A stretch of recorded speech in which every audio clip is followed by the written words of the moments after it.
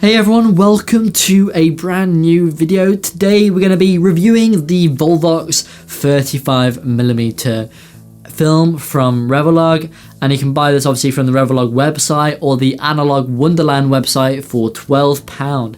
So if you're a big fan of Owl City and their song Fireflies, you're going to probably enjoy this film. So what does it do? So it actually prints bright green dots onto each film frame in random locations, which is pretty cool. Kind of creates kind of like a Firefly 3D weird dreamy effect on each film frame, which is pretty cool. Is there any disadvantages to this film? Yep, there is. So portraits can be quite difficult. Obviously the effect is printed in different locations, so obviously if you're doing a kind of like a close-up portrait or even just have a subject in general, you have no idea whether the subject's face is going to be kind of covered by the effect, which can be a bit annoying. And it actually did happen to me. It would have been a real sick portrait, however there was a bright green dot right over their face, which kind of ruined it a bit. Still pretty cool photo though, which obviously, as always, I'll put all of my photos that I took with this film at the end of the video for you guys to have a look and see whether you want to invest in it. So personally, obviously for £12, I think it's definitely worth buying just because of how unique this film is.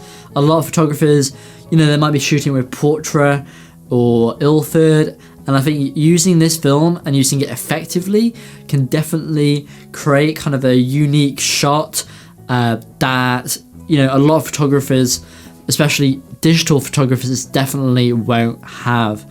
So definitely would recommend using it. Obviously I use a light meter on my phone to obviously get that right exposure. 200 ISO, it's not bad. Personally, I'm a sort of low light night kind of guy. I enjoy sort of night photography, so 200 ISO is a bit difficult, but to be fair, I was using it in sort of using bright sort of fixtures, and also obviously the sun, which is obviously the brightest fixture there is, so I didn't really have too many issues there, so I can't really comment on night photography. But as always, I mean, you just use a light meter and a tripod and you should be fine. So I put this film to the test using two ARRI 100 watt bulbs in a set studio, beaming through, and I really wanted to capture sort of dreamy vibe going on, kind of falling asleep. I think it really worked for this kind of film.